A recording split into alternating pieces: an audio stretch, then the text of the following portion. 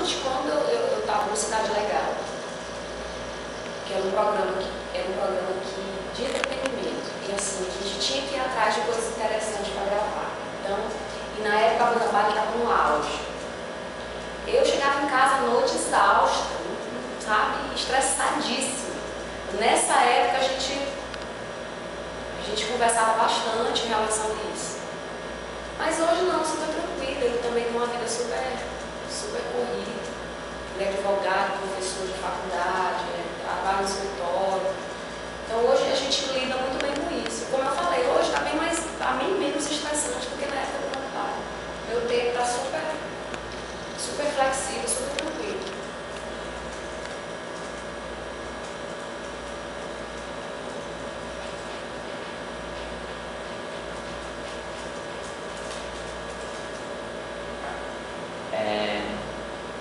Antes de ser apresentadora, já